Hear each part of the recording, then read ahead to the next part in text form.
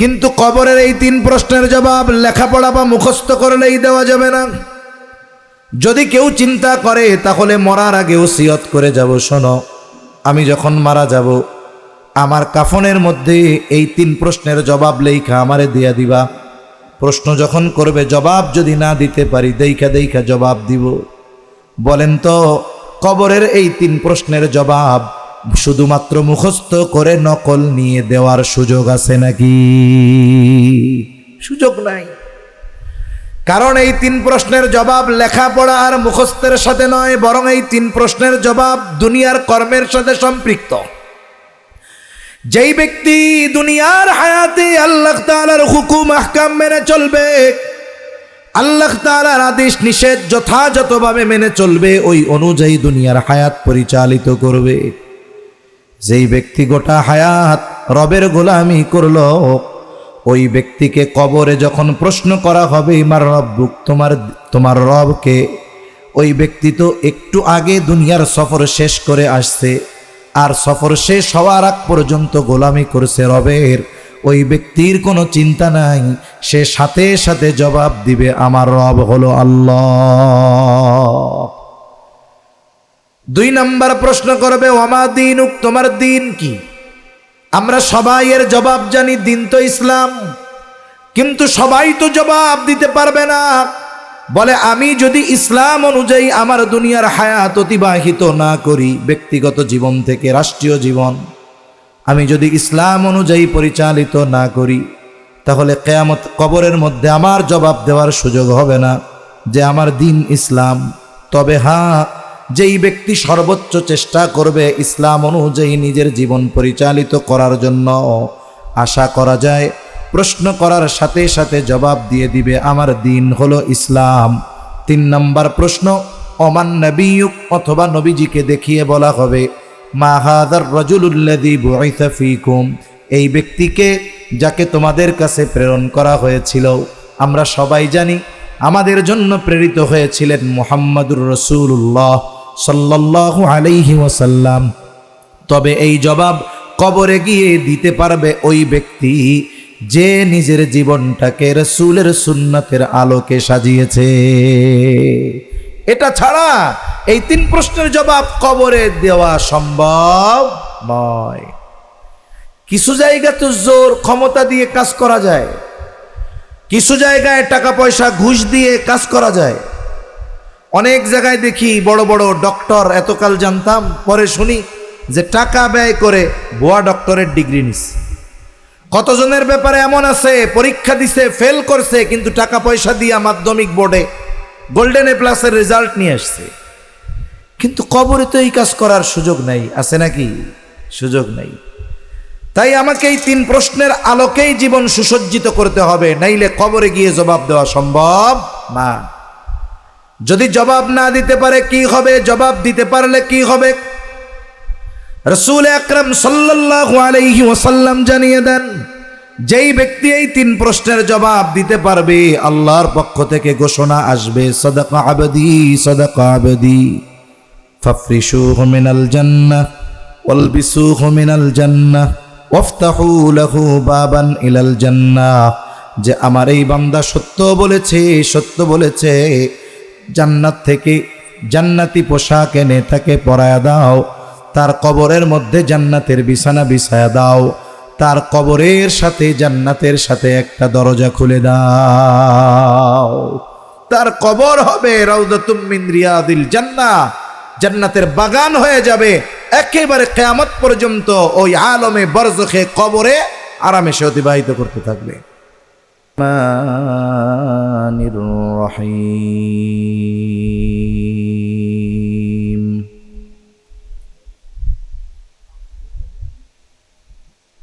ইয়া আইয়ুহাল্লাযীনা আমানু দুখুলু ফিস-সিলমি কাফফা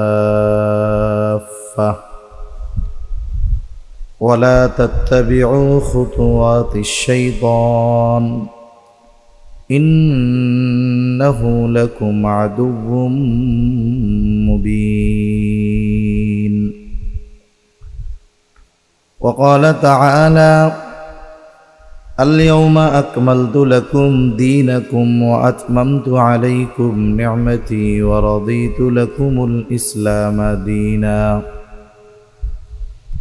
وقال رسول الله صلى الله عليه وسلم ذاق طعم الإيمان من رضي بالله ربا وبالإسلام دينا وبمحمد صلى الله عليه وسلم رسولا صدق الله العلي العظيم وصدق رسوله النبي الكريم ونحن على ذلك لمن الشاهدين والشاكرين والحمد لله رب العالمين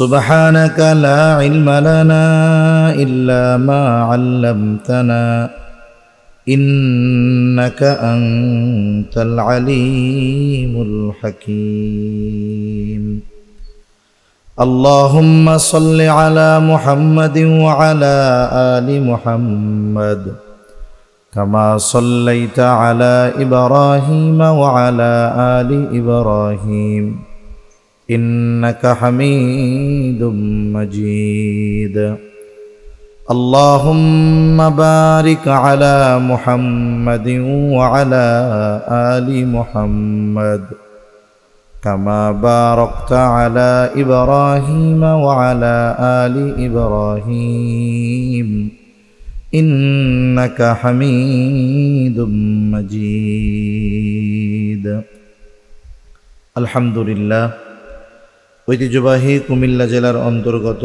বরুড়া থানাধীন মধ্য লক্ষ্মীপুর ফাতেমা রাদিয়াল্লাহু তাআলা আনহা মহিলা মাদ্রাসার উদ্যোগে দ্বিতীয় বার্ষিক ওয়াজ ও দোয়ার মাহফিল। আজকের এই ওয়াজ ও দোয়ার মাহফিলের সম্মানিত শ্রদ্ধেয় সভাপতি, প্রধান অতিথি, বিশেষ অতিথিবৃন্দ সহ সম্মানিত শ্রদ্ধেয় উলামায়ে কেরাম, সামনে উপস্থিত মুরব্বিয়ানে কেরাম, সমবয়সী যুবক বন্ধু, স্নেহের ছোট ভাই, মাইকের আওয়াজ যত দূরে যায় নিজ নিজ স্থানে অবস্থানরতা সম্মানিতা শ্রদ্ধা মা ও বোন, আল্লাহ তাআলার দরবারে অগণিত শুকর যে মহান মালিক হায়াতে বরকত দিয়ে সুস্থ রেখে হাজারো মানুষের মধ্য থেকে যাচাই বাছাই করে কিছু মানুষকে এই বরকতময় মজলিসে এসে দ্বীনি কথা বলবার, শ্রবণ করবার সুযোগ যে মহামহিয়ান সর্বশক্তিমান দান করেছেন, সেই মহান রবের কৃতজ্ঞতা প্রকাশার্থে অন্তর থেকে কালিমাতুশ শুকর পাঠ করি আলহামদুলিল্লাহ। অগণিত দুরূদ ও সালাম সাইয়্যিদুল আম্বিয়া, আশরাফুল আম্বিয়া, খাতামুল আম্বিয়া, ইমামুল মুরসালিন, রহমাতুল লিল আলামিন মুহাম্মাদুর রাসূলুল্লাহ সাল্লাল্লাহু আলাইহি ওয়াসাল্লামের উপর। আমি আপনাদের খেদমতে পবিত্র কোরআনুল কারীম থেকে তিলাওয়াত করেছি দুইটা জায়গা থেকে, সাথে সাথে রসুল আকরাম সাল্লাল্লাহু আলাইহি ওয়াসাল্লামের অগণিত হাদিস থেকে একটা হাদিস পাঠ করেছি। আল্লাহ তাআলার কাছে তৌফিক চাই, আল্লাহ তাআলা কিছু কথা আপনাদের সাথে মুযাকারা করার সুযোগ দেন, যে কথাগুলো আমাদের সবার দুনিয়া এবং আখিরাতের জন্য যেন কল্যাণকর হয়। সকলে জবান খুলে বলি আমিন। আল্লাহ সুবহানাহু ওয়া তাআলা আমার আপনার নবীজির মাধ্যমে বেশ কিছু বিষয়ের পূর্ণাঙ্গতা, পরিপূর্ণতার ঘোষণা আল্লাহ তাআলা দিয়েছেন, করেছেন। যেমন আল্লাহ তাআলা আমার আপনার নবীজির মাধ্যমে নবুয়তের পূর্ণতা প্রদান করেছেন। রাসূল আকরাম সাল্লাল্লাহু আলাইহি ওয়াসাল্লাম আগমনের মাধ্যমে এই যে নবী আগমনের যেই ধারাবাহিকতা, এক সিলসিলা, এটার পূর্ণতা লাভ করেছে। আল্লাহ তাআলা আমার আপনার নবীজির মাধ্যমে আখলাকের পূর্ণতা প্রদান করেছেন।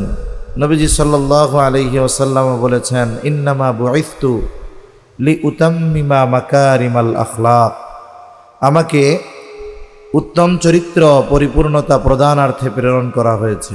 তাই আমার আপনার নবীজির আগে সব নবী উত্তম চরিত্রওয়ালা, কোনো সন্দেহ নাই।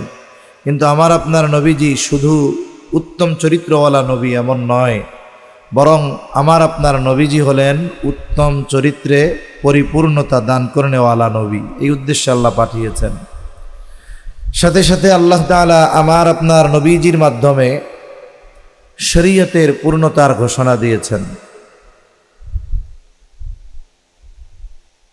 আমার আপনার নবীজির মাধ্যমে এই শরীয়তের পূর্ণতার ঘোষণা দেওয়ার পর এই পৃথিবী যতদিন থাকবে শরীয়ত সংযোজন, বিয়োজন, সংস্কার কোনো কিছুর প্রয়োজন হবে না।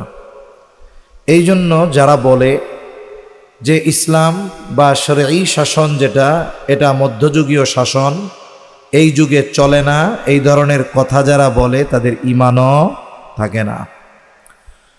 একটা হলো আমি মানতে পারতেছি না, এটা আমার ব্যর্থতা, আমার দুর্বলতা, এই জন্য আল্লাহর কাছে ক্ষমা চাওয়া দরকার। আমি মানতে পারতেছি না বিধায় ওইটাকে অস্বীকার করার সুযোগ আমার নাই।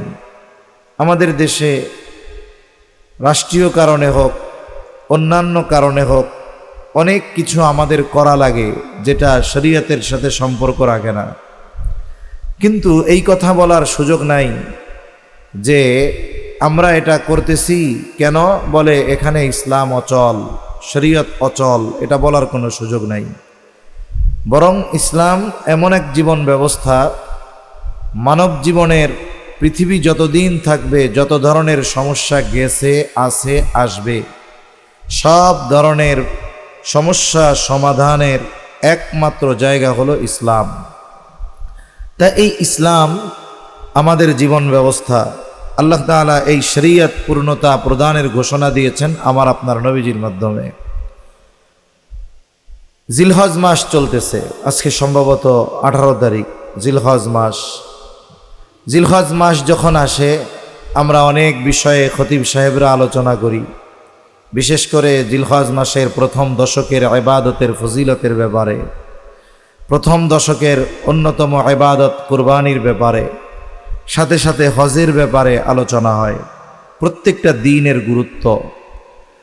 সাথে সাথে এই জিলহজ মাসের অন্যতম একটি দিন হলো ইয়মুল আরাফা, আরাফার দিবস। এই দিবসটার তাৎপর্য এত বেশি, যারা হাজিরা আরাফার ময়দানে অবস্থান করেন তাদের জন্য তো এখানে অবস্থান করতেই হবে, ফরজ।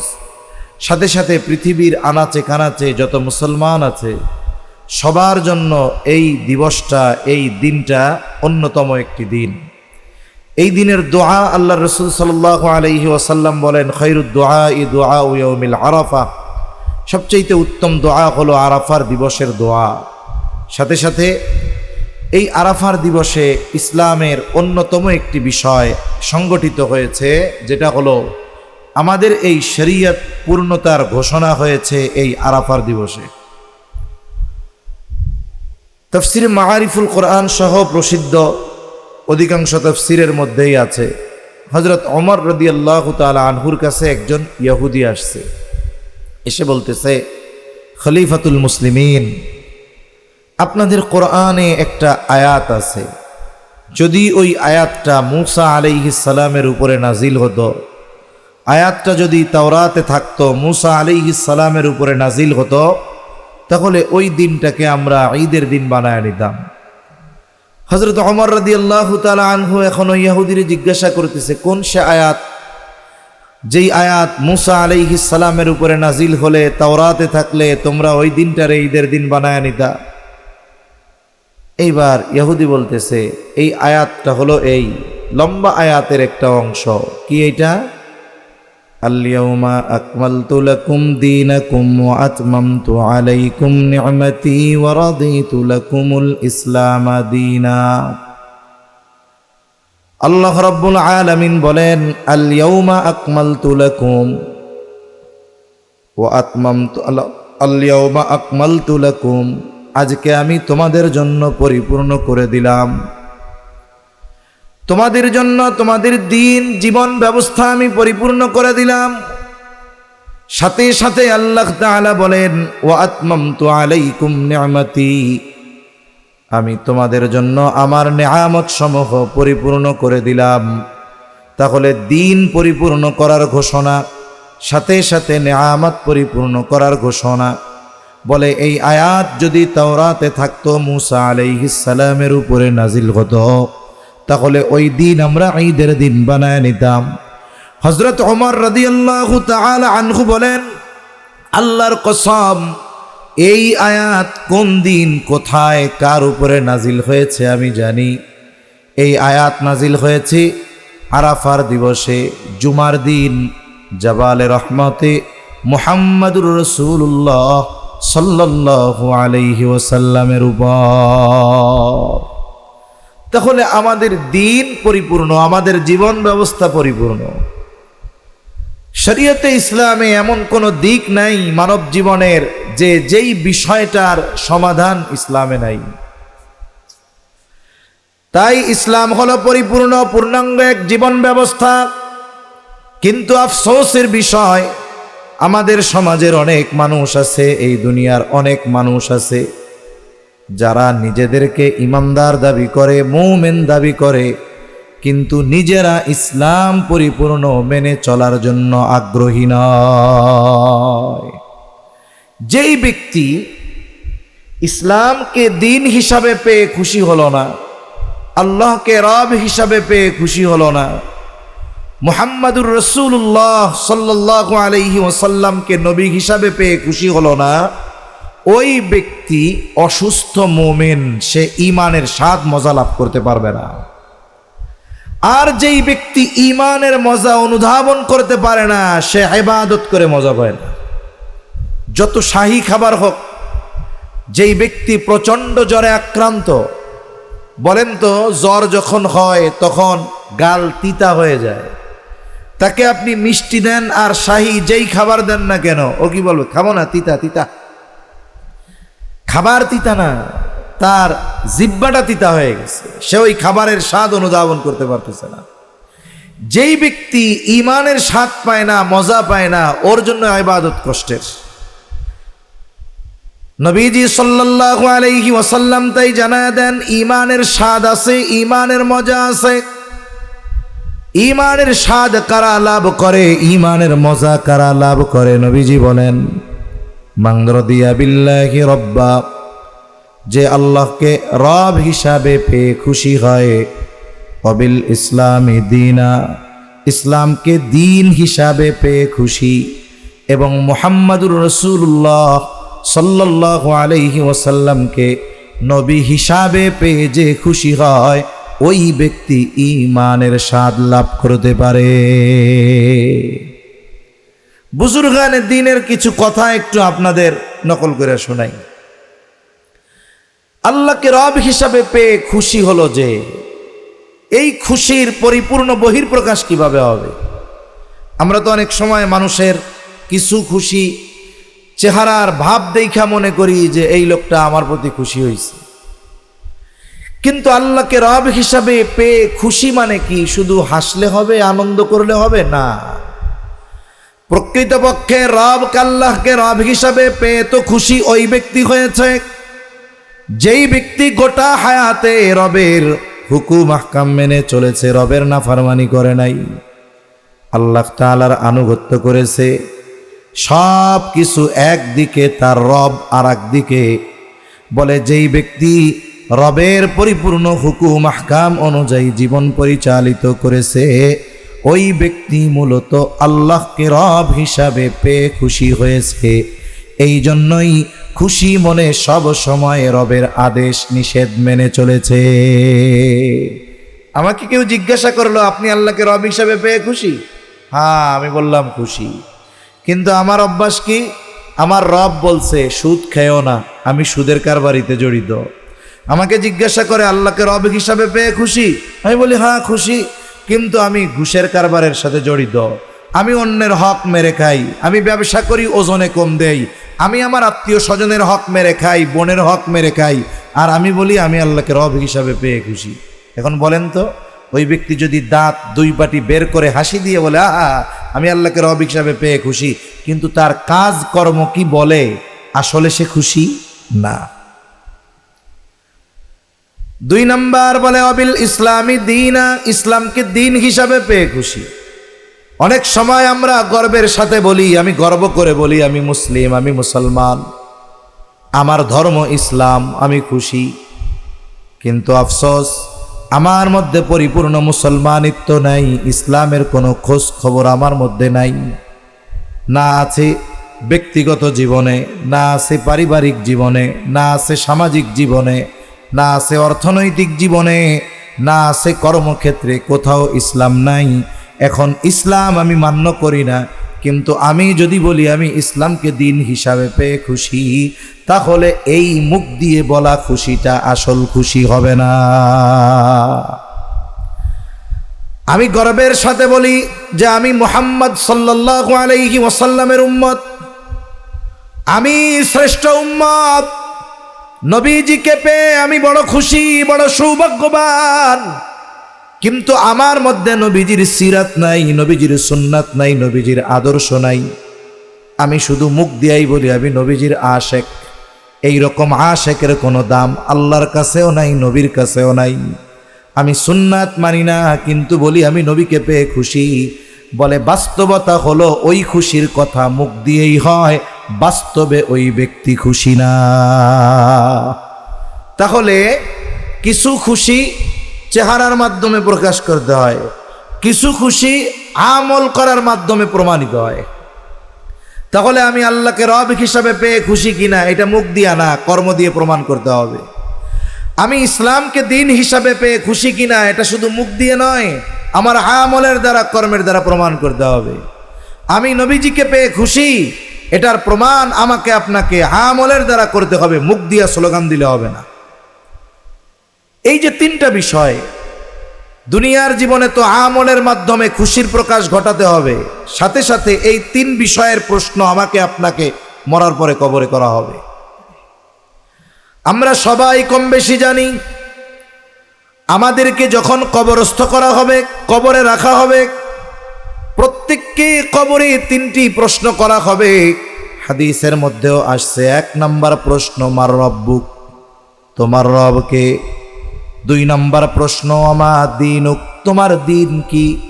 3 নম্বর প্রশ্ন, 2টা বর্ণনা, এক বর্ণনায় আসতে নবীজিকে দেখিয়ে বলা হবে মা হাদার রাজুলুল্লাযী বুইসা ফীকুম, আর এক বর্ণনায় আসছে বলা হবে ওমান নবিয়ুক, তোমার নবীকে। এই 3 প্রশ্ন হলো পরকালের ইমিগ্রেশন। পরকালের ইমিগ্রেশন মনে রাখবেন, যারা বিদেশে যায় পাসপোর্ট ভিসা সব নিয়ে ভেতরে ঢোকে, অনেকে কিন্তু ইমিগ্রেশন থেকে ভিসা থাকার পরেও ফিরে আসতে হয়। ওইখানে কিছু জিজ্ঞাসা করে, যদি সন্দেহ হয়, কথাবার্তায় যদি কোনো সন্দেহ মনে হয়, ইমিগ্রেশন অফিসার তাকে ফেরত পাঠায় দেয়। আমার পরকালের জীবনের ইমিগ্রেশন হলো এই কবরের 3 প্রশ্ন। এই 3 প্রশ্নের জবাবের উপরে নির্ভর করতেছে যে আলমে বরজখের লম্বা সময়টা আমার কিভাবে অতিবাহিত হবে। এখন যদি কেউ মনে করে যে এই 3টা প্রশ্নই তো করবে, এমনভাবেই 3 প্রশ্ন মুখস্থ করব, আয়েশা ফেরেশতা জিজ্ঞাসা করার আগেই জবাব দিয়ে দিব, যদি কেউ এই চিন্তা করে তাহলে তার চিন্তা ভুল। কারণ দুনিয়ার পরীক্ষার হলের প্রশ্নের জবাব লেখাপড়া করলে দেওয়া যায়, কবরের এই 3 প্রশ্নের জবাব আল্লাহর কসম শুধুমাত্র মুখস্থ আর লেখাপড়া করলেই দেওয়া যাবে না। কেউ যদি চিন্তা করে মুখস্থ এমনভাবে করব, কবরে আসার সাথে সাথে জবাব হবে না। দুনিয়ার পরীক্ষায় তো মানুষ বিভিন্ন পদ্ধতিতে পাশ করতে পারে, অনেক সিস্টেম আছে, বৈধ অবৈধ সব সিস্টেম। কিছু ছাত্র পাশ করে কেমনে, বলে লেখাপড়া ঠিকমতো করছে। লেখাপড়া ঠিকমতো যে করছে, পুরা বই যে পড়ছে বারবার, পরীক্ষার হলে যেখান থেকেই প্রশ্ন আসুক না কেন সে জবাব দিতে পারবে। আবার কিছু ছেলে পেলে আছে দেখবেন সারা বছর পড়ে না, কি লেখাপড়া নাই কেন, কোনো অসুবিধা নাই, পরীক্ষার আগের রাত্রে এলহাম আসবে, তার মানে প্রশ্ন ফাঁস হবে, আমাদের কাছে আসবে, ওই এক রাত্রিতেই গোল্ডেন A+। ওরা সারা বছর পড়া চিন্তায় থাকবে, আর আমি না পড়াও আমার কোনো টেনশন নাই। আবার কিছু কিছু ছাত্র আছে পরীক্ষার হলে নকল নিয়ে যায়, নকল নিয়ে গেল, অনেকগুলো নকল নিয়ে যায়, এরপরে দেখে যেই প্রশ্নটার সাথে মিলছে সেইগুলা রেখে বাকিগুলো ফালায়া দেয়। তার মানে লেখাপড়া করে পাশ করা যায়, প্রশ্ন ফাঁসের মাধ্যমে পাশ করা যায়, নকল নিয়ে পাশ করা যায়, আবার কিছু ছাত্র আছে লেখাপড়া কিচ্ছু করে না, আরেকজনেরটা দেখে দেখে লেখে পাশ করে, এমন অনেকে আছে না?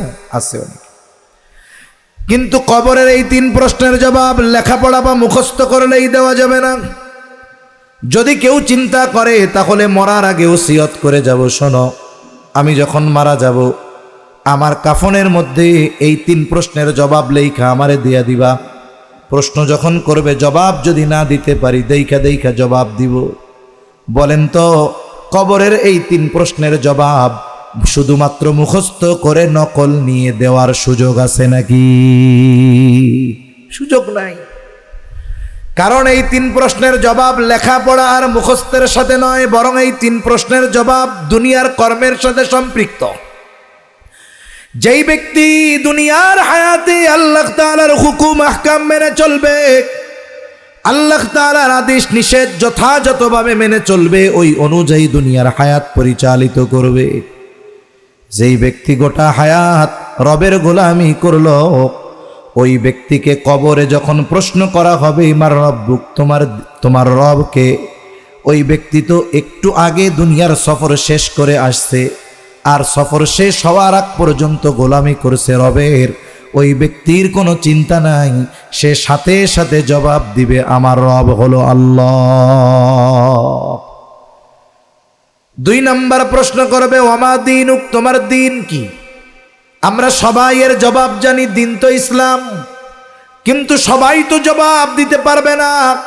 বলে আমি যদি ইসলাম অনুযায়ী আমার দুনিয়ার হায়াত অতিবাহিত না করি, ব্যক্তিগত জীবন থেকে রাষ্ট্রীয় জীবন আমি যদি ইসলাম অনুযায়ী পরিচালিত না করি, তাহলে কিয়ামত কবরের মধ্যে আমার জবাব দেওয়ার সুযোগ হবে না যে আমার দিন ইসলাম।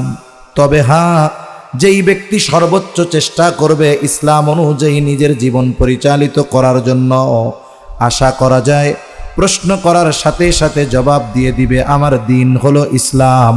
3 নম্বর প্রশ্ন ওমান নবিয়ুক, অথবা নবীজিকে দেখিয়ে বলা হবে মা হাযার রাজুলুল্লাযী বুইসা ফীকুম, এই ব্যক্তিকে যাকে তোমাদের কাছে প্রেরণ করা হয়েছিল। আমরা সবাই জানি আমাদের জন্য প্রেরিত হয়েছিলেন মুহাম্মাদুর রাসূলুল্লাহ সাল্লাল্লাহু আলাইহি ওয়াসাল্লাম। তবে এই জবাব কবরে গিয়ে দিতে পারবে ওই ব্যক্তি যে নিজের জীবনটাকে রাসূলের সুন্নতের আলোকে সাজিয়েছে। এটা ছাড়া এই 3 প্রশ্নের জবাব কবরে দেওয়া সম্ভব নয়।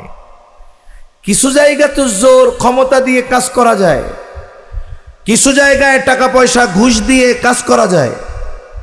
অনেক জায়গায় দেখি বড় বড় ডক্টর, এতকাল জানতাম, পরে শুনি যে টাকা ব্যয় করে ভুয়া ডক্টরের ডিগ্রি নিছে। কতজনের ব্যাপারে এমন আছে পরীক্ষা দিছে, ফেল করছে, কিন্তু টাকা পয়সা দিয়ে মাধ্যমিক বোর্ডে গোল্ডেন এ প্লাসের রেজাল্ট নিয়ে আসছে।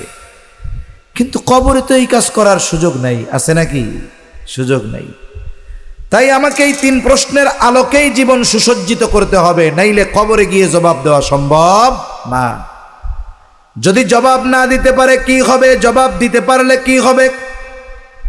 রাসূল আকরাম সাল্লাল্লাহু আলাইহি ওয়াসাল্লাম জানিয়ে দেন, যেই ব্যক্তি এই 3 প্রশ্নের জবাব দিতে পারবে আল্লাহর পক্ষ থেকে ঘোষণা আসবে সাদাকা আবদি, সাদাকা আবদি, ফাফরিশুহু মিনাল জান্নাহ ওয়ালবিসুহু মিনাল জান্নাহ ওয়াফতাহু লাহু বাবান ইলাল জান্নাহ।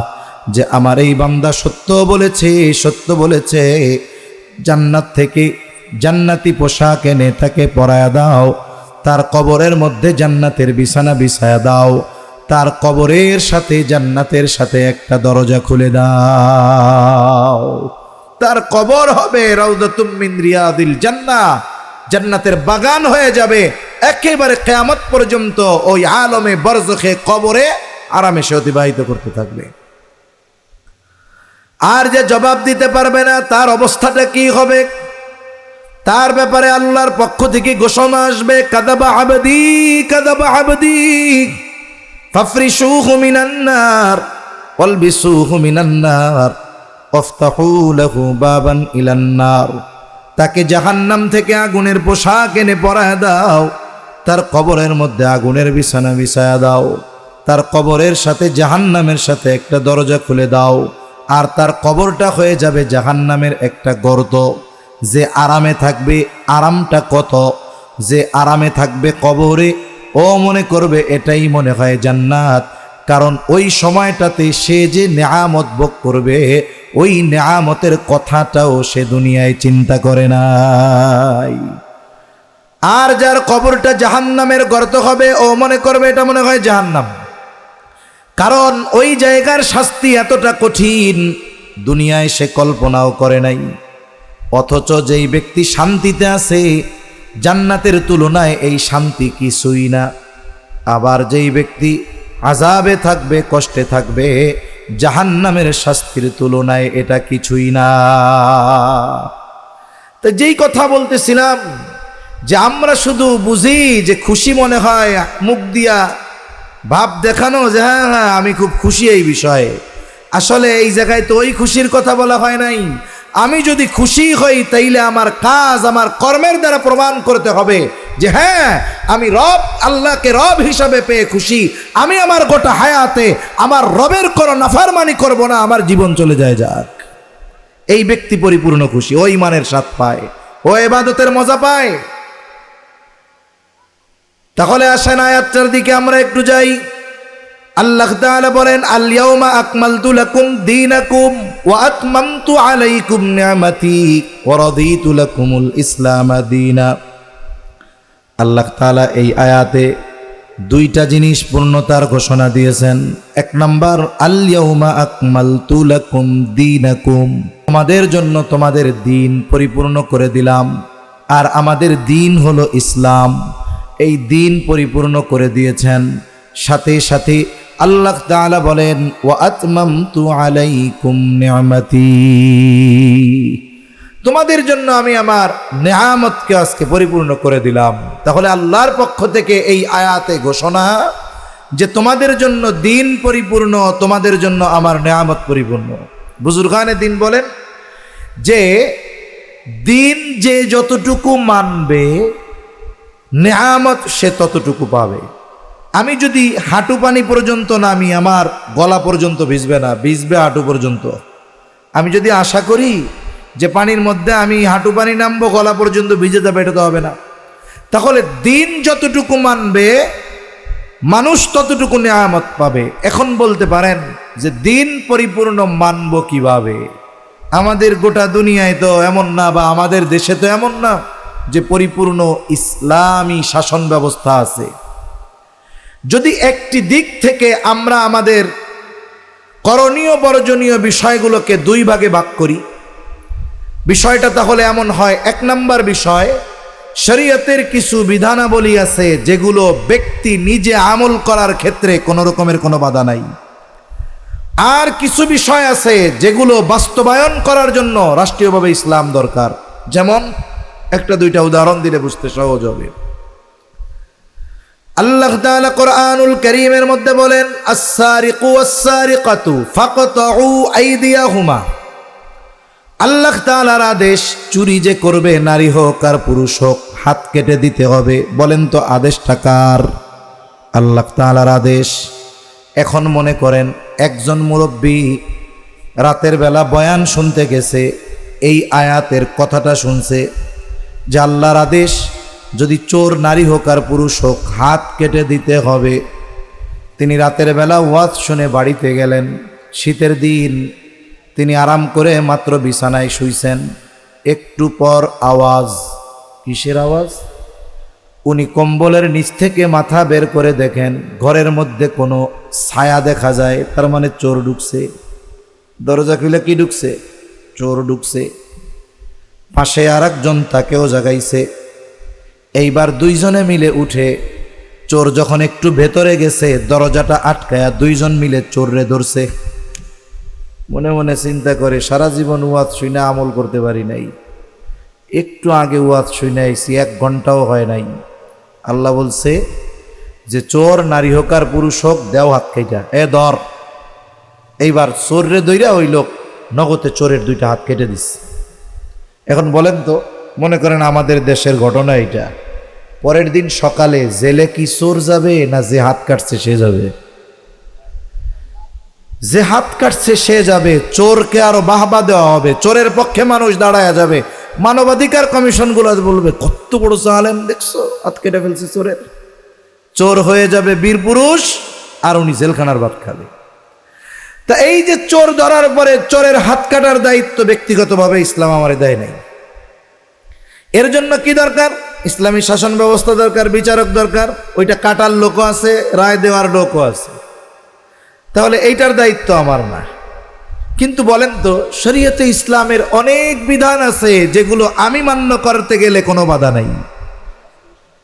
কিছু তো থাকবে, ওইটা স্বাভাবিক।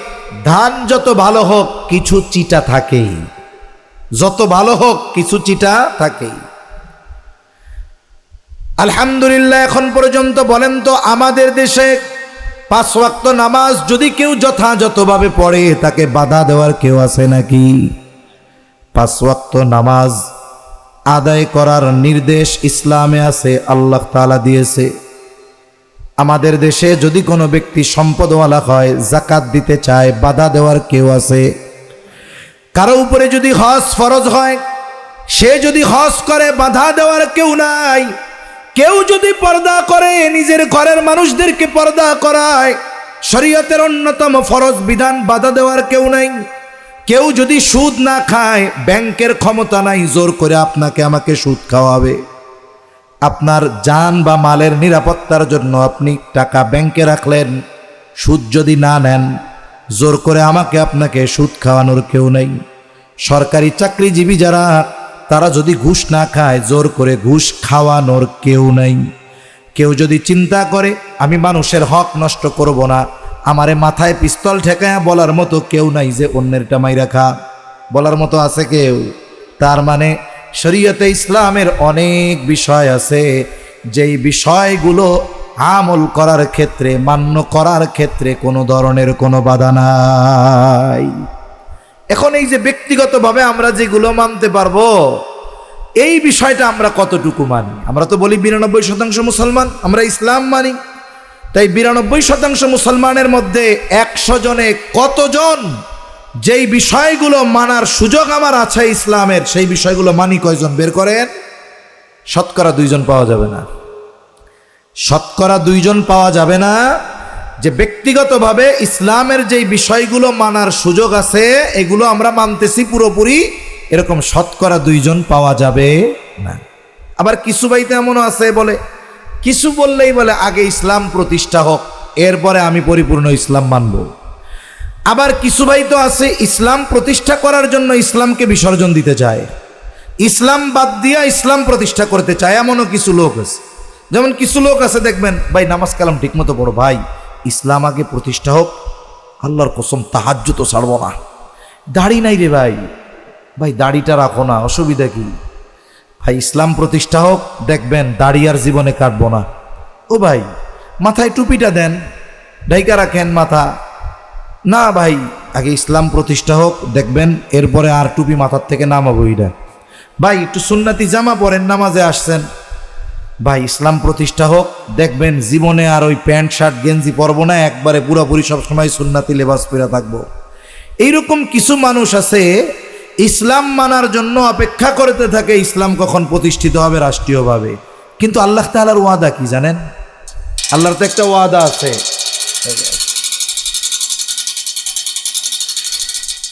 আল্লাহ তাআলার একটা ওয়াদা আছে, যেই ওয়াদা শর্তের আলোকে, ওই শর্ত যদি আমরা পূরণ করি আল্লাহ তাআলা আমাদের ক্ষমতা দিবে।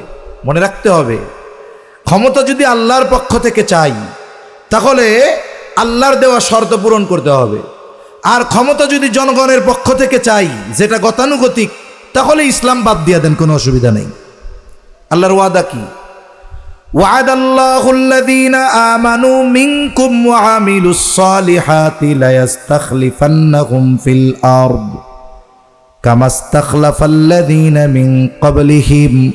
আল্লাহ তাআলার ওয়াদা হলো, যদি আমরা ঈমানদার হয়ে যাই, যদি আমরা আমলে সালেহ করি, তার মানে ঈমান আমল যদি আমাদের পাকাপোক্ত হয়ে যায়, তাহলে আল্লাহ তাআলার ওয়াদা, অতীতে তিনি যেমনভাবে অতীতের মানুষদেরকে খেলাফত দিয়েছেন, রাজত্ব দিয়েছেন, আল্লাহ তাআলা আমাদেরকেও অতীতের মানুষের মতো এরকম রাজত্ব আর ক্ষমতা দিবে। তাহলে আমরা যারা মুসলমান আছি, আমরা সবাই যদি ইমানটারে ঠিক করতাম, কমপক্ষে যতটুকু ইসলাম মানার ক্ষেত্রে কোনো বাধা নাই ওই আমলগুলোও পরিপূর্ণ করতাম, তাহলে দেখতেন এখানে ইসলাম প্রতিষ্ঠা হইত। কিন্তু আমরা ইসলাম চাই কিভাবে? ইসলামকে বাদ দিয়ে। এটা কিয়ামত পর্যন্ত সম্ভব নয়। আমরা নেক আমল বাদ দিয়ে ইসলামকে খুঁজতেছি প্রতিষ্ঠা করার জন্য, কোনোদিন সম্ভব নয়। ঈমান আমল আগে ঠিক করতে হবে। আমি যতটুকু মান্য করতে পারি ততটুকুই মানি না, তাইলে আল্লাহ তাআলা আমারে ক্ষমতা দিবে কেমনে? তাহলে আমরা যদি পরিপূর্ণ ইসলামী ক্ষমতা চাই, ইসলামী শাসন ব্যবস্থা চাই, অবশ্যই অবশ্যই আমাদের ঈমান পাকাপোক্ত করতে হবে, আমলে সালেহ করতে হবে, সৎকর্ম করতে হবে। তাহলে আল্লাহ তাআলার ওয়াদা, তিনি আমাদের ক্ষমতা দিবেন। আর দেখেন আল্লাহ সুবহানাহু ওয়া তাআলা এই পৃথিবীর মধ্যে এরকম নজির রাখছেন যে গোটা পৃথিবীর সব শক্তি মিলেও তাদের উপরে জুলুম হয়েছে, অত্যাচার হয়েছে, নিশ্চিহ্ন করতে পারে নাই, ধ্বংস করতে পারে নাই। বরং তারা চেষ্টা করতেছে এই পৃথিবীর মধ্যে যতটুকু সম্ভব পরিপূর্ণ শরঈ অনুশাসন মেনে রাষ্ট্র চালানোর। ওই দেশটার নাম হলো ইমারাতে ইসলামিয়া, আফগানিস্তান। এদের অবস্থাটা দেখেন, কথা অন্য দিক চলে যাচ্ছে, ওই দিকে আমি অত আর যাব না। যে আল্লাহ তাআলার ওয়াদা ছিল এটা, যে আল্লাহ তাআলা দিন পরিপূর্ণ করেছেন, সাথে সাথে নেয়ামত পরিপূর্ণ করেছেন। ওই কথা থেকে গেলাম যে যে যতটুকু দিন মানবে আল্লাহ তাআলা তারে ততটুকু নেয়ামত দিবে। আমি যদি ব্যক্তিগতভাবে যতটুকু সম্ভব মানি, আল্লাহ আমাকে আমার ওই আমল পরিমাণ নেয়ামত দিবেন। রাষ্ট্রীয়ভাবে যদি দিন মানে, আল্লাহ তাআলা ওই পরিমাণ নেয়ামত দিবেন। এটা তো এই আয়াতের দ্বারা স্পষ্ট বোঝা যায়। তাহলে এই যে ইমারাতে ইসলামিয়া আফগানিস্তান, আমেরিকা এবং তার জোট সহ 2 যুগের কাছাকাছি প্রায় 22 বছর একযোগে আফগানিস্তানে মুসলমানদের উপরে জুলুম চালিয়েছে।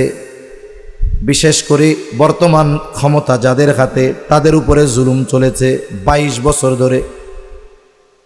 এমন কোনো দিন নাই ধ্বংসযজ্ঞ আমেরিকা আর তার জোট একসাথে চালায় নাই।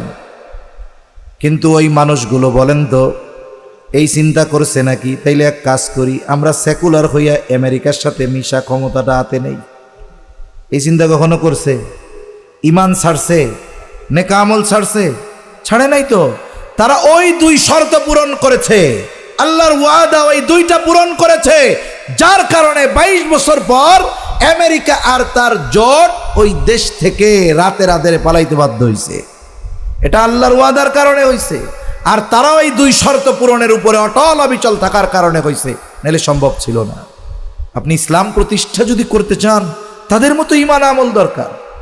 তারা যখন পালায়া চলে গেছে, যাওয়ার সময় ওই দেশের যেই রিজার্ভ এটাও নিয়ে গেছে।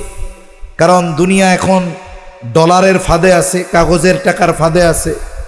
আন্তর্জাতিক লেনদেনের ক্ষেত্রে ডলার দরকার। তাদেরকে একেবারে খালি হাতে 22 বছর পর তাদের হাতে তাদের শর্ত মেনে ক্ষমতা দিয়ে গেছে। আবার চিন্তা করছে যে সব কিছু তো তছনছ করে দিয়ে গেছে, এখন টাকা পয়সাও এদের হাতে নাই। কয়দিন পরে না খাইয়ে মরবে, ওই মানুষেরা বিদ্রোহ করবে, এদেরকে ক্ষমতা থেকে নামাবে, বলবে আমরা আগেই ভালো ছিলাম। কি বলবে? আমরা আগেই ভালো ছিলাম। কিন্তু বুঝতে হবে, ক্ষমতাটা, দায়িত্বটা দুনিয়ার ভোগবাদীদের হাতে যায় নাই, ক্ষুধার্ত কোনো মানুষদের হাতে যায় নাই, গেছে ওই মানুষদের হাতে যাদের ঈমান পাকা, যাদের আমল পাকা, এমন মানুষদের হাতে। আল্লাহ তাআলার একটা ওয়াদা আছে। কোরআনুল কারীমে আমরা অনেক ঘটনা শুনি, অনেক উপমা দেখি, অনেক উপমা পড়ি, শুনি। আল্লাহ তাআলা যত কিছুর ঘটনা আমাদেরকে জানাইছেন, যত উপমা দিয়েছেন, ওই ধরনের বিষয় পুনরায় সংগঠিত করার ক্ষমতা ওই আল্লাহর আছে। আল্লাহর একটা ওয়াদা আছে। ওয়াদাটা কি? আল্লাহ বলেন, ওয়ালাউ আন্না আহলাল কুরা আমানু ওয়াত্তাকাউ লাফাতাহনা আলাইহিম বারাকাতিম মিনাস সামাই ওয়াল আরদ। আল্লাহ তাআলা বলেন, যদি ওই জনপদের অধিবাসীরা ঈমান আনে আর মুত্তাকি হয়ে যায়, আল্লাহ তাআলা বলেন লাফাতাহনা আলাইহিম বারাকাতিম মিনাস সামাই ওয়াল আরদ। আল্লাহ তাআলা বলেন আমি অবশ্যই তাদের জন্য আসমান এবং জমিনের বরকতের দরজাগুলো খুলে দিব। আল্লাহ তাআলার এই ওয়াদা, যদি কোনো সম্প্রদায় ঈমান আনে আর মুত্তাকি হয় তাদের জন্য আল্লাহর এই ওয়াদা আছে। এখন ওই সম্প্রদায়ের মানুষরা তো ঈমান আনছে, তাকওয়ার দিক দিয়ে এই পৃথিবীর অন্যতম অবস্থান তাদের ক্ষেত্রে আল্লাহ তাআলার এই ওয়াদা আল্লাহ বাস্তবায়ন করছে। তাদের হাত শূন্য, কিন্তু আল্লাহ কি করছে? আল্লাহ তাআলা ওই জমিনের নিচ থেকে তেলের খনি একের পর এক উদ্ভাবন হচ্ছে, নিজস্ব পদ্ধতিতে তেল উত্তোলন তারা শুরু করছে। আমরা বাংলাদেশের ইঞ্জিনিয়ার, বুয়েটের ইঞ্জিনিয়াররা, আমাদের ঢাকা বিশ্ববিদ্যালয়ের চারুকলার, তারপরে অন্যান্য ইঞ্জিনিয়ারিং ইনস্টিটিউট, যত ইঞ্জিনিয়ারিং বিশ্ববিদ্যালয় আছে, আমাদের ছাত্রছাত্রীরা কি বানায়? বলে বানায় হলো পহেলা বৈশাখের হুতুম পেঁচা, পহেলা বৈশাখের হাতির মাথা। আর ওই মোল্লারা 4-5 বছরের মাথায় কি বানাইতেছে? বলে এই পৃথিবীর সবচেয়ে আধুনিক গাড়ি বানানোর চেষ্টায় তারা আছে, নিজস্ব উদ্ভাবনী ব্যবস্থা প্রয়োগ করে অস্ত্র বানানোর চেষ্টা করতেছে, নিজস্ব প্রযুক্তি ব্যবহার করে তেল উত্তোলন করতেছে। সময়ের সাথে সাথে তারা কৃষিক্ষেত্রে বিপ্লব ঘটাচ্ছে, বড় বড় খাল ক্যানেল খনন করে একরের পর একর জমির মধ্যে ফল উৎপাদন করতেছে। তাদের উৎপাদিত ওই দেশের ফলের জুস গোটা পৃথিবীব্যাপী আলোড়ন সৃষ্টি করতেছে। আর আমাদের ইঞ্জিনিয়াররা আছে হুতুম পেশা রাতির মাথা নিয়া, বৈশাখের প্রথম দিন সে মঙ্গল কামনা করতেছে, কার কাছে আল্লাহই জানে। তাহলে কি হলো দেখুন, বর্তমান দুনিয়ার মধ্যে যাদের মুদ্রার মান সবচাইতে দ্রুততার সাথে বাড়তেছে এরা হলো ওই দেশ আফগানিস্তান। অথচ কয়েক বছর আগেও $1 1 বস্তা টাকা নেওয়া লাগতো। এখন তাদের অবস্থা কি? বলে আমাদের টাকার চাইতে ওই দেশের টাকার মান বেশি, তার মানে আমাদের দেশের অর্থনীতির চাইতে ওই দেশের অর্থনীতির মান অনেক ভালো। এই অল্প সময়ে এটা সম্ভব কিভাবে হলো? এই অল্প সময়ে এটা সম্ভব হওয়ার অন্যতম কারণ ঈমান আর তাকওয়া। তারা যেহেতু ইসলাম মানার চেষ্টা করতেছে, আল্লাহ তাআলা ওই পরিমাণ নেয়ামত আর বরকত তাদেরকে দিচ্ছে। আসমান হতে বরকত, জমিন হতে বরকতের দরজা আল্লাহ তাআলা খুলে দিচ্ছে। তাই আমরাও যদি পরিপূর্ণ ইসলামের উপরে নিজেদেরকে প্রতিষ্ঠিত করতে পারি, কমপক্ষে যতটুকু আমরা ব্যক্তিগতভাবে মানার ক্ষেত্রে কোনো বাধা নাই, আমরা 92% মুসলমান যদি ওই পরিমাণ ইসলাম মানি, কোনো চিন্তা করা লাগবে না। আল্লাহ তাআলারই ওয়াদা, আল্লাহ তাআলা এই পৃথিবী পরিচালনার ক্ষমতা মুসলমানদের হাতে তুলে দিবে। আমরা যে ক্ষমতা থেকে দূরে, এর অন্যতম কারণ ঈমান আমল থেকে দূরে। খোঁজ নেন, 92% মুসলমান আমরা বলি, খোঁজ নিলে দেখা যাবে যে আমাদের সমাজে মুসলমানদের মধ্যে 10% মানুষের ঈমান হয়তো ঠিক থাকতে পারে, 90%-এর ঈমানের মধ্যে ঝামেলা, আকীদাগত সমস্যা। অনেক ইমানদার তো এমন পাবেন যে মুসলমানের ঘরে জন্ম, নিজের পরিচয় ইমানদার হিসাবে দেয়, কিন্তু সে নাস্তিকদের দলে ভিড়ে গেছে। এরকম অনেক আছে, অনেক আছে। অনেকে দেখা যাবে জীবনের কোন সময় কথার দ্বারা, কর্মের দ্বারা ঈমানকে ধ্বংস করে ফেলছে, নিজেও জানে না। তাহলে খোঁজ নিলে দেখা গেল কি 10% ইমানদার নাই। এখন এই 10%-এর মধ্যে আমল যারা করে, প্রকৃত আমল কয়জনের হয়? দেখা যাবে 100 জন যারা আমল করে, 100 জনের মধ্যে 95 জনের আমল সহিশুদ্ধ হয় না। তাই সম্মানিত উপস্থিতি, আমাদের ইসলামের মধ্যে পরিপূর্ণভাবে অন্তর্ভুক্ত হওয়া দরকার। আমরা কোরবানি আসলে মুসলমান হয়ে যাই, আমরা রোজা আসলে মুসলমান হয়ে যাই। এই যে কোরবানির সময় দেখবেন মানুষ কোরবানি দিতে কত আগ্রহী, নিরুৎসাহিত করার জন্য বলতেছি না। যারা কোরবানি দেয় এরা চিন্তা, অনেকে এমন করে আমি যদি কোরবানি না দেই এটা লজ্জার বিষয় না। কোরবানি শরীয়তের একটা হুকুম, এটা তো শর্ত সাপেক্ষে। কিন্তু ওই ব্যক্তি নামাজ পড়ে না, এই কারণে তার লজ্জা লাগে না। কোরবানি দিতে পারবে না বা দিবে না, এই জন্য লজ্জায় পড়ে হলেও কোরবানি দেয়। কিন্তু মুসলমান, ওই ব্যক্তি নামাজ পড়তেছে না, লজ্জা করে না, বেপরদায় চলে, লজ্জা করে না, ঘুষ খায়, লজ্জা করে না, সুদ খায়, লজ্জা করে না, বনের সম্পদ মেরে খায়, লজ্জা করে না। তাহলে অবস্থাটা কি হইল? তার মানে আমরা কিছু ইসলাম মানি যেটা নিজের সুবিধাজনক, এটা মানি, যেইটা আমার জন্য অসুবিধা মনে হয় এটা মানি না। তাই আল্লাহ বলেন এটা তো হবে না। ইয়া আইয়ুহাল্লাযীনা আমানু দুখুলু ফিস-সিলমি কাফফা ওয়া লা তাত্তাবিউ খুতুওয়াতিশ-শাইতান ইন্নাহু লাকুম আদুউম মুবিন। আল্লাহ তাআলা বলেন, ইয়া আইয়ুহাল্লাযীনা আমানু, হে ঈমানদারেরা, উদখুলু ফিস-সিলমি কাফফা, তোমরা পরিপূর্ণভাবে ইসলামের মধ্যে দাখিল হয়ে যাও, ইসলামের মধ্যে অন্তর্ভুক্ত হয়ে যাও। কিছু মানব কিছু মানব না এমনটা নয়। আমি যেহেতু আল্লাহর প্রতি ঈমান এনেছি, আল্লাহ তাআলার হুকুম আহকাম যত কিছু আছে আমি পরিপূর্ণ মানব। আমি আল্লাহর হুকুম আহকামের সামনে নিজেকে পরিপূর্ণ আত্মসমর্পণ করায়া দিব। আমি পরিপূর্ণ মুসলমান হব। আর একজন ব্যক্তি পরিপূর্ণ দিন মানার ক্ষেত্রে সবচাইতে বড় বাধা হলো শয়তান। আমরা যে দিন মানতে পারি না, পরিপূর্ণ ইসলামের মধ্যে যদি যে অন্তর্ভুক্ত যে হতে পারি না, ইসলাম যে মানতে পারতেছি না, এর অন্যতম কারণ, অন্যতম বাধা হলো শয়তান। কারণ আমরা তো আল্লাহ এবং রসুলের আনুগত্য বাদ দিয়ে শয়তানের আনুগত্য শুরু করে দিয়েছি। তাই আল্লাহ তাআলা বলেন, বান্দা, ওয়ালা তাত্তাবিউ খুতুওয়াতিশ শাইতান, তুমি শয়তানের পদাঙ্ক অনুসরণ করো না। কারণ শয়তানের পদাঙ্ক অনুসরণ করে, শয়তানের অনুসরণ যদি কেউ করে, সে দুনিয়ায় ক্ষতিগ্রস্ত হবে, আখিরাতেও ক্ষতিগ্রস্ত হবে। পবিত্র কোরআনুল কারীমের মধ্যে এই দুনিয়ায় যারা শয়তানের পদাঙ্ক অনুসরণ করে তাদের অবস্থা কি হবে আল্লাহ জানায়া দেন। যখন বিচার আচার শেষ হবে, যারা দুনিয়ায় শয়তানের অনুসরণ করেছিল, শয়তানরে অভিভাবক বানায় নিয়েছিল, ওই মানুষগুলো শয়তানরে তালাশ করতে থাকবে, কোথায় গেল আমাদের দুনিয়ার অভিভাবক? আজকে আমাদের জন্য তো জাহান্নামের ফয়সালা হয়ে গেছে, কোথায় আমাদের অভিভাবক? আমাদেরকে আজকে বাঁচাবে কে? শয়তান কোথায়? তারা খুঁজতে থাকবে, খুঁজতে থাকবে। একটা সময় তারা শয়তানকে দেখতে পাবে, শয়তানকে দেখতে পাবে, এবার তার পেছনে দৌড় শুরু করবে। একটা জায়গায় গিয়ে শয়তান দাঁড়ায়া যাবে। শয়তান এবার দাঁড়ায়া তাদের উদ্দেশ্যে একটা বক্তব্য দিবে। বক্তব্য আল্লাহ তাআলা কোরআনুল কারীমের মধ্যে এই বক্তব্যের কথাটাও জানায় দেয়। শয়তান তাদের উদ্দেশ্যে বক্তব্য দিবে। আহা, শয়তান কি বলবে সেই দিন? ইন্নাল্লাহা ওয়া'আদাকুম ওয়া'দাল হক ওয়া ওয়া'আদতুকুম ফাআখলাফতুকুম ওয়া মা কানা লিয়া আলাইকুম মিন সুলতান ইল্লা আন দা'আউতুকুম ফাস্তাজাবতুম লি ফালা তালুমুনি ওয়ালুমু আনফুসাকুম মা আনা বিমুসরিখিয়া ওয়া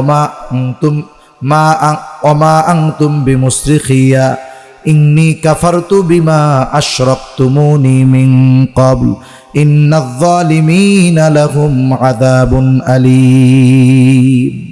শয়তান তার বক্তব্যে বলবে, ইন্নাল্লাহা ওয়া'আদাকুম ওয়া'দাল হক, আল্লাহ তাআলা তোমাদের ব্যাপারে যেই ওয়াদা দিয়েছিল এটাই সত্য ওয়াদা। আল্লাহর ওয়াদা কি আমাদের ব্যাপারে? আল্লাহ কি বলছে? ইন্নাল্লাযীনা আমানু ওয়া আমিলুস সালিহাত কানাত লাহুম জান্নাতুল ফিরদাউসি নুজুলা খালিদিনা ফিহা লা ইয়াবগুনা আনহা হিওয়ালা। ইন্নাল্লাযীনা আমানু ওয়া আমিলুস সালিহাত, নিশ্চয়ই যারা ঈমান আনে আর সৎকর্ম করে তাদের জন্যই জান্নাতুল ফিরদাউসের মেহমানদারি। সুবহানাল্লাহ। উপরন্তু যারা আল্লাহ তাআলার উপরে ঈমান আনে না, কুফরি করে, তাদের জন্য জাহান্নামের শাস্তি। এটা তো আল্লাহর ওয়াদা, এটাও আল্লাহর ওয়াদা। ঈমান আনো, মুত্তাকি হও, অতীতের মানুষদের মতো তোমাদেরকে ক্ষমতা দেওয়া হবে। এই যে আল্লাহ যেই ওয়াদাগুলো দিয়েছে, নিশ্চয়ই আল্লাহ তাআলার ওয়াদাগুলোই সত্য। তোমাদের ব্যাপারে আল্লাহ যা ওয়াদা করছে এগুলাই সত্য। ওয়া ওয়া'আদতুকুম ফাআখলাফতুকুম, আমিও তো দুনিয়ায় তোমাদের সাথে অনেক কিছুর ওয়াদা করছিলাম। আরে এখন একটু যা করার কর, হায়াত বহুত বাকি। বেটা, তোর দাদা বৈশা রয়েছে, বাপ বৈশা রয়েছে, তুই এখন মরবি? আরে তোর হায়াত আরো অনেক আছে, এখন যা মন চায় কর, কদিন পরে বুড়াকালে ভালো হয়ে যাইস, অসুবিধা নাই, নেক কাজ তখন করবি। শয়তান এই ধরনের অনেক প্রতিশ্রুতি ওয়াদা আমাদেরকে দেয়। আমি তোমাদের ব্যাপারে যেই ওয়াদাগুলো দিয়েছিলাম, ওয়া'আদতুকুম ফাআখলাফতুকুম, আমি এই ওয়াদাগুলো খেলাফ করলাম, অস্বীকার করলাম সব। শোনো, তিরস্কার করবে এবার ওর অনুসারীদেরকে। দুনিয়ায় আল্লাহ বলছে তার শয়তানের অনুসরণ কইরো না, ইন্নাহু লাকুম আদুব্বুম মুবিন, শয়তান তোমাদের প্রকাশ্য দুশমন, আল্লাহ সুস্পষ্টভাবে জানায় দিল। এরপরেও যেই ব্যক্তি শয়তানের অনুসরণ করবে, শয়তান এইবার কিয়ামতের দিন ওরে তিরস্কার করবে।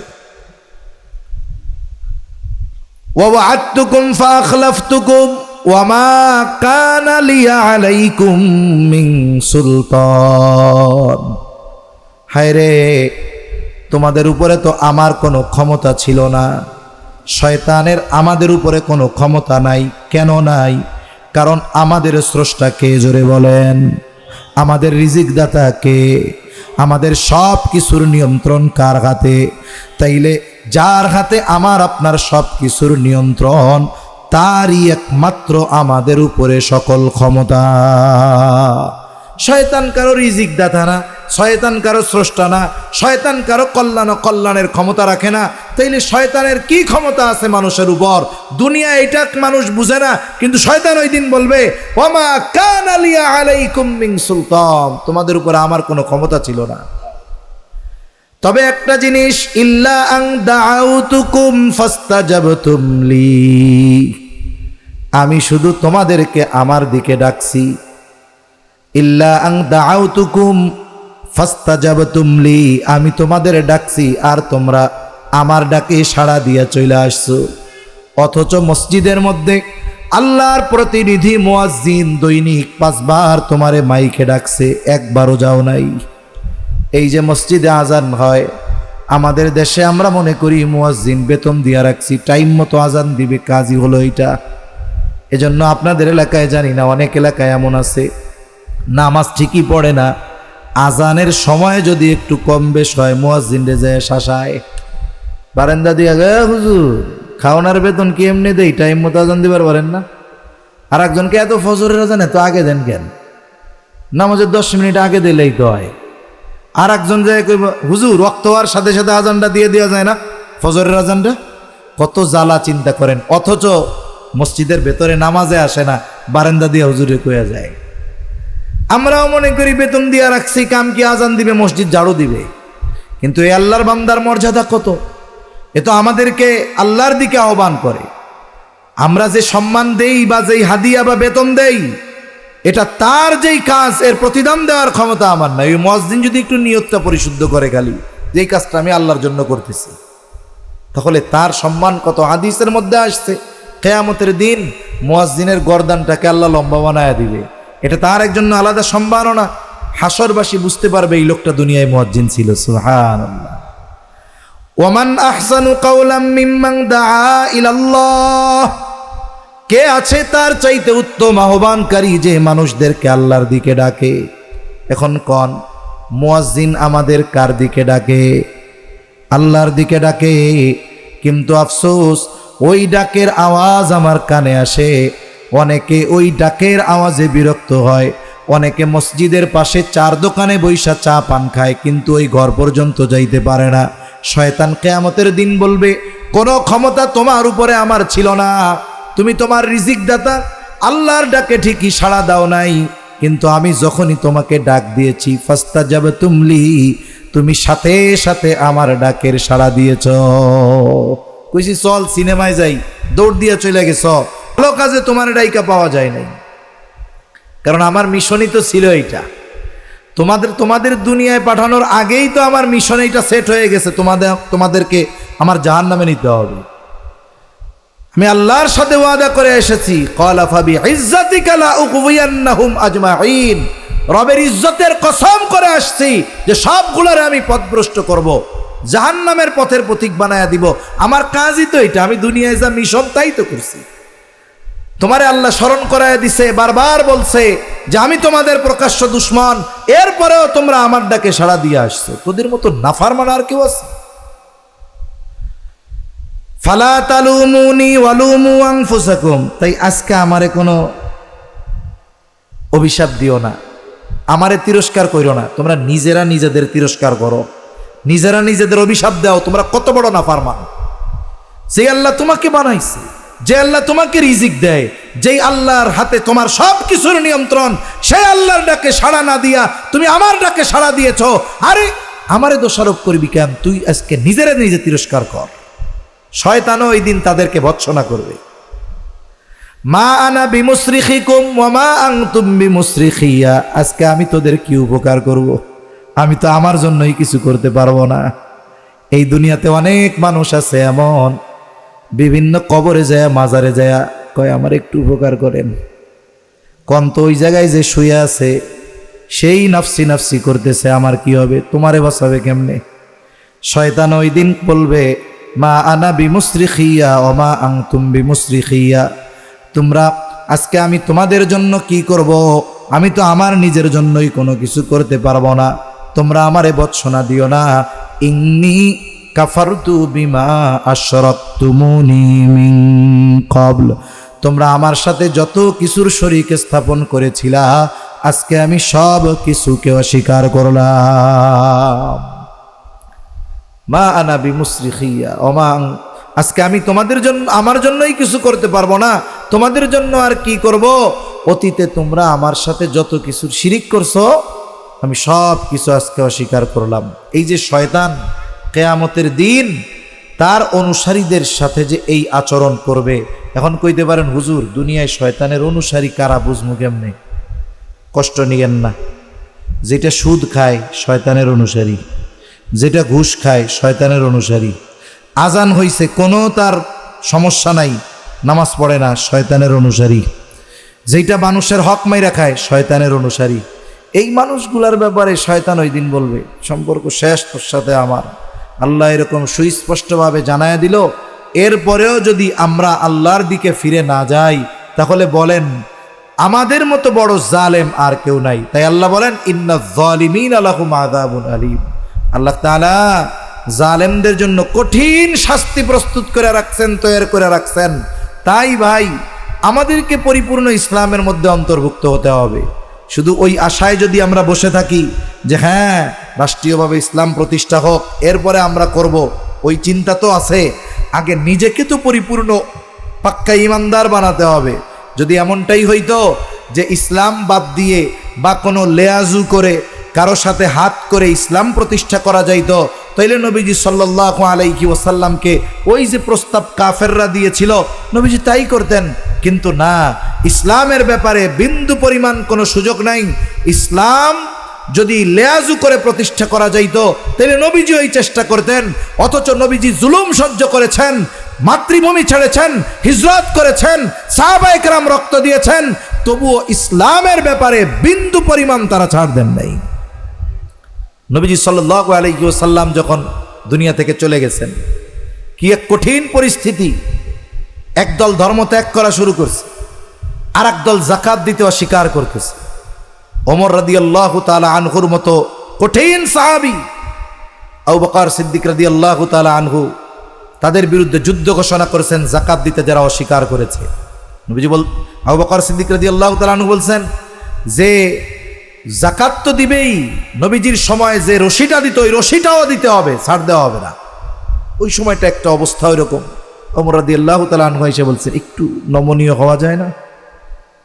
ওই সময় সবচাইতে নরম দিলের সাহাবী আবু বকর সিদ্দিক রাদিয়াল্লাহু তাআলা আনহু কঠিন আওয়াজে বলেছেন আয়ানকুসুদ্দিন ওয়া আনা হাইয়ুন, আরে দ্বীনের কোন বিষয়ে কমতি হবে আর আমি বেঁচে থাকবো, এটা হতে পারে না। অথচ আফসোসের বিষয় ইসলামের ব্যাপারে আমরা শুধু উদার, শুধু ছাড়তে রাজি আছি, শুধু কত ছাড়া যায়। আমাদের ইসলামের অবস্থা হলো কিরকম হইছে, একটা গল্প বইলে আমার কথা শেষ করি, লম্বা কথা আর করব না। এখন একটা ছেলে বাজার থেকে পায়জামা কিনে আনছে। কি কিনে আনছে? ও নামাজে যাবে। স্বাভাবিকভাবে আমাদের দেশের মানুষ এমনি সময় পায়জামা লুঙ্গি টাকনুর নিচে পরে, কিন্তু নামাজের সময় দেখবেন ইকামত হচ্ছে আর গুছায় দিচ্ছে। অথচ উচিত সবসময় টাকনুর উপরে কাপড় বা পায়জামা পরা, কারণ ওই অংশ জান্নাতে যাবে না। এখন কেউ অসুস্থতার কারণে খেয়ালবশত নিচে হয়ে গেছে, সেটা ভিন্ন। কিন্তু অনেকে আসে দেখবেন ইচ্ছা করে একেবারে জুতার সাথে লাগায় পড়ে, এটা অহংকার প্রদর্শনের শামিল, এটা করা যাবে না। মা আসফালা মিনাল কাবাইনি মিনাল মা আসফালা মিনাল কাবাইনি মিনাল ইজারি ফিন্নার, এই যে টাকনুর নিচে পায়জামা বা লুঙ্গির এই অংশটা যে যাবে, ওই অংশটা জান্নাতে প্রবেশ করবে না, ওটা জাহান্নামে যাবে। তা দেখেন, এখন ওই ছেলেটা বলছে যে নামাজ পড়বো, তা পায়জামাটা 1 বিগত কাটতে হবে, নইলে এটা টাকনুর নিচে থাকে। বোন রে বলছে, বোন এই পায়জামাটা একটু কাইটা দিও, আমি একটু নামাজ পড়তে যাব, গোসল করে আসি। বোন বলছে, না না, পারবো না। এখন গেছে ভাবির কাছে, ভাবির আড়াল থেকে বলছে, ভাবি নামাজ পড়তে যাব, আমার পায়জামাটা 1 বিগত কাইটা দিয়েন। আমি পারবো না, ব্যস্ত আছি। মা রে বলছে, মা নামাজ পড়তে যাব, পায়জামাটা 1 বিগত কাইটা দিয়েন। আচ্ছা ঠিক আছে, যাও। এবার মা 1 বিগত কাটছে। একটু পরে ভাবি চিন্তা করতেছে, যাই হোক, আমার স্বামীর ছোট ভাই নামাজ পড়তে যাবে, পায়জামা কাটতে বলল, এখন কি না কইছে, এটা তো ঠিক হয় নাই। উনি এসে আর 1 বিগত কাটছে। এইবার সুন্দর মতো বোন চিন্তা করছে, ছোট ভাইটা এত আদর করি, বলল যে নামাজ পড়তে যাবে, পায়জামা কেটে দেওয়ার জন্য, না বলা ঠিক হয় নাই, উনি এসে আর 1 বিগত কাটছে। এখন বলেন তো, ওই পায়জামা পইরা কি নামাজে যাওয়া যাবে? ওটা তো হাফ প্যান্ট হয়ে গেছে।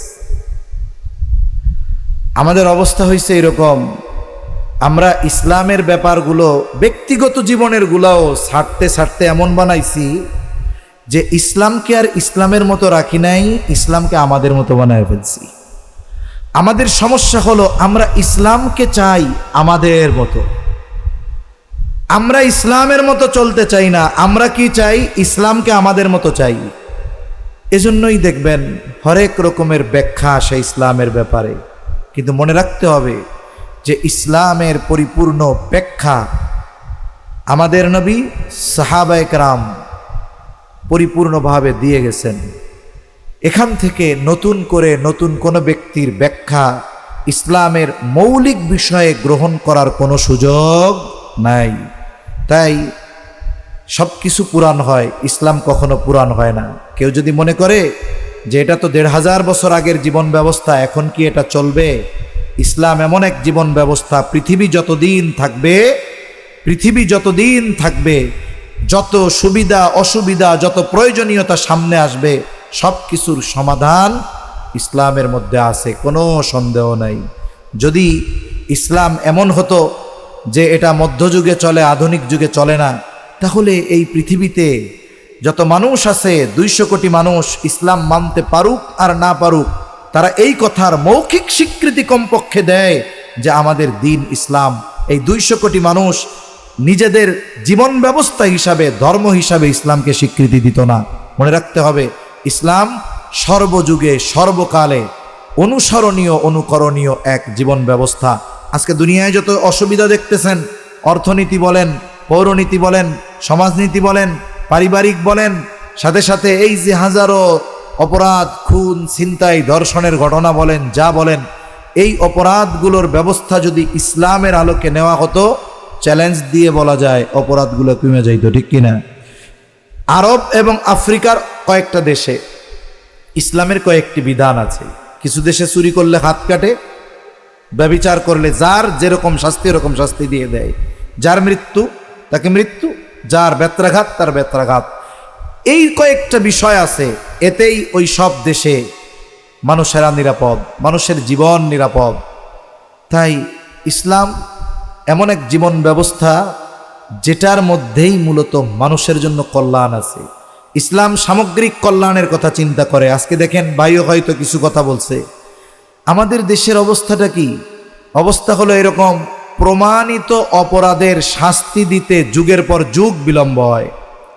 এর ফলশ্রুতিতে কি হয়? এর ফলশ্রুতিতে অপরাধীরা অপরাধ করার ব্যাপারে টেনশনে থাকে না, বলে ও 15টা মাইরা জেলখানায় বাবুর মতো আছে, আমি 1-2টা হত্যা করলে সমস্যা কোথায়? আমাদের আইন ব্যবস্থাটা এরকম হয়ে গেছে। যদি ইসলাম থাকতো, অপরাধ প্রমাণিত হয়েছে, সাথে সাথে যেই অপরাধ যেমন অপরাধ শাস্তি কার্যকর করা হয়েছে। সেজন্য যদি দুনিয়ার মানুষ শান্তি চাই, ব্যক্তিগত জীবন থেকে রাষ্ট্রীয় জীবন পর্যন্ত ইসলাম দরকার। আর এর সূচনাটা করতে হবে আমার নিজের থেকে। আগে আমাকে, আমার দিকে আমি তাকাবো যে আমি পরিপূর্ণ যতটুকু মানতে পারি মানতেছি কিনা, আমি 5 ওয়াক্ত নামাজ পড়ি কিনা, আমি হারাম হালাল বেঁচে চলি কিনা, আমি সুদ ঘুষ এগুলো থেকে বেঁচে আছি কিনা, আমি অন্যের হক মেরে খাচ্ছি কিনা, আমি মানুষের সাথে মুসলমানের সাথে লেনদেন সংক্রান্ত যত বিষয় আছে এগুলো আমার একেবারে সাফ আছে কিনা, আমি মানুষের সাথে খারাপ আচরণ ব্যবহার করতেছি কিনা, আমি আমারগুলো আগে দেখি, এরপরে আমার পরিবারের মধ্যে এই বিষয়গুলো বাস্তবায়ন করি। ইনশাআল্লাহ দেখবেন সমাজের মধ্যে বাস্তবায়ন হয়েছে, দেশের মধ্যে বাস্তবায়ন হবে। এখন বলেন, যারা মুসলমান এরা যদি সবাই এই বিষয়গুলো মানে, একসময় এরাই দেখবেন চাইবে যে ইসলাম প্রতিষ্ঠা হোক। কিন্তু আমার মধ্যে ইসলাম নাই, আমি বলতেছি ইসলাম চাই, আমার মধ্যে নাই, আমি যখন বলি চাই, ওই পাশ দিয়ে মানুষ মজা করে আর হাসাহাসি করে, দেখ নিজে ইসলাম মানে না, সে আবার ইসলাম মানার কথা বলতেছে। আমি যদি আমার ঘরের মানুষদেরকে বেপরদায় চালাই, আপনারা যদি জানেন যে এই হুজুরের ঘরের মানুষ বেপরদায় চলে, হুজুরও বেপরদা, চোখের গোনা করে, এই করে, এই দিক তাকায়, এটা তাকায়, আমি এসে যদি আপনাদের পর্দার ওয়াজ করি, চোখ হেফাজতের ওয়াজ করি, কি বলবেন? নিজের ঘরের পর্দা নেই, উনি এসে পর্দার ওয়াজ করতেছে। তাহলে এই যে গুরুত্বপূর্ণ বিষয়টা কেন হালকা হয়ে গেল? বলে আমি আমল না করার কারণে। তাই সম্মানিত উপস্থিতি, যারা আছি, যারা শুনতেছি, আমরা দৃঢ় প্রতিজ্ঞাবদ্ধ হই, এখন থেকেই ইসলামের যেই বিষয়গুলো মানার ক্ষেত্রে রাষ্ট্রীয় কোনো বাধা নাই, জীবন নাশের হুমকি নাই, এই বিষয়গুলোই আমরা পরিপূর্ণ অনুসরণ করি। 5 ওয়াক্ত নামাজ মসজিদে গিয়ে পড়ি, হারাম হালাল বেঁচে চলি, মানুষের হকের ব্যাপারে সচেতন হই, আমার ঘরের মানুষদেরকে পর্দা করে চালাই, দিনের উপরে চালাই। ইনশাল্লাহ দেখবেন সমাজের মধ্যে শান্তি আসবে। আল্লাহ তাআলা ইসলাম অনুসরণ যত করব, ওই রকম আল্লাহ তাআলা আমাদেরকে নেয়ামত দিয়া ভরপুর করে দিবে। আল্লাহ সুবহানাহু ওয়া তাআলা আমাদের সকলকে পরিপূর্ণ ইসলামের মধ্যে দাখিল হওয়ার, অন্তর্ভুক্ত হওয়ার তৌফিক দান করেন। আল্লাহ তাআলা আমাদের সকলকে ঈমানের স্বাদ, ঈমানের মজা উপলব্ধি করার তৌফিক দান করেন, বলি আমিন। দেখেন, ঈমানের মজাটা হলো এরকম যে জীবন চলে যাবে তবু ওই স্বাদ ছাড়তে মনে চাইবে না। আমরা হযরত বেলাল রাদিয়াল্লাহু তাআলা আনহুর ঘটনা শুনি। হ্যাঁ, হযরত বেলাল রাদিয়াল্লাহু তাআলা আনহুকে যখন ওনার মনিব উমাইয়া রশি দিয়ে বেঁধে মরুভূমির উত্তপ্ত বালুর মধ্যে টানতেছে, কারণ কি? কারণ হলো ঈমান আনছে আর শুধু বলে আহাদ আহাদ আহাদ। আবু বকর সিদ্দিক রাদিয়াল্লাহু তাআলা আনহু এসে বলছে, বেলাল, তোমার দিলের অবস্থা তো আল্লাহ জানে, ঈমানের অবস্থা তো আল্লাহ জানে, তুমি এখন একটু চুপ থাকো, তাইলে তোমার উপরে শাস্তির মাত্রাটা একটু কমবে। কি অমানবিক নির্যাতন বলেন তো! এরপরেও হযরত বেলাল রাদিয়াল্লাহু তাআলা আনহু চুপ থাকতে পারেন নাই। কেন? বলে উনি ওই আহাদ ডাকার মধ্যে এত বেশি মজা পাইছে যে ওই মজার সামনে ওই শাস্তিটা ওনার কাছে তুচ্ছ হয়ে গেছে। মজার সামনে ওনার শাস্তিটা তুচ্ছ হয়ে গেছে। হযরত আসিয়া আলাইহিস সালাম ফেরাউন মারার জন্য রেডি করছে, 4 হাত পায়ে প্যারাগ্লাইডা দিছে, উপর থেকে পাথর ফালাবে। উনি ওই টাইমে বাঁচার কাকুতি মিনতি করেন নাই, ঈমানের মজা পাইছেন। উনি বরং আল্লাহর কাছে বলতেছে, রব্বিবনি লি ইনদাকা বাইতান ফিল জান্নাহ ওয়া নাজ্জিনি মিন ফিরআউনা ওয়া আমালিহি ওয়া নাজ্জিনি মিনাল কওমিজ যালিমিন। উনি ওই সময় তো আল্লাহকে বলতেছে, রব, আপনার কাছে আমার জন্য একটা ঘর আপনি বানান, জান্নাতে আমার জন্য আপনার কাছে একটা ঘর আপনি বানান, এই ফিরআউন আর এই জালেমদের থেকে আমারে নিষ্কৃতি দেন। তাহলে দেখুন, ঈমানের মজা যখন কেউ পায় তার জন্য ইবাদত তো সহজ। ঈমানের কারণে যত কষ্ট তার উপরে আসুক, ঈমানের মজাটা এত বেশি হয় যে ওই কষ্টটা তার কাছে তখন তুচ্ছ হয়ে যায়। তাই আমরা আল্লাহর কাছে দোয়া করি, সাহাবায়ে কেরামও দোয়া করতেন, আল্লাহও জানায়া দিছেন, আল্লাহুম্মা হাব্বিব ইলাইনাল ঈমান। আল্লাহ, আপনি আমাদের কাছে ঈমানকে সবচেয়ে প্রিয় বানায়া দেন। যদি ঈমান সবচেয়ে প্রিয় হয়ে যায় তাহলে ঈমানের মজা পাবো, ইবাদতের মজা আমরা পাবো। আল্লাহ সুবহানাহু ওয়া তাআলা আমাদের সবাইকে ঈমানের স্বাদ দান করেন, পরিপূর্ণ ইসলামের মধ্যে দাখিল হওয়ার তৌফিক আল্লাহ দান করেন। সকলে বলি আমিন। ওয়া আখিরু দাওয়ানা আনিল হামদুলিল্লাহি রাব্বিল আলামিন। আসসালামু আলাইকুম ওয়া রাহমাতুল্লাহি ওয়া বারাকাতুহু। আমরা দুরূদ শরীফ পড়ি, আল্লাহুম্মা সাল্লি আলা মুহাম্মদ ওয়া আলা আলি মুহাম্মাদিন কামা সাল্লাইতা আলা ইব্রাহিম ওয়া আলা আলি ইব্রাহিম ইন্নাকা হামিদুম মাজিদ।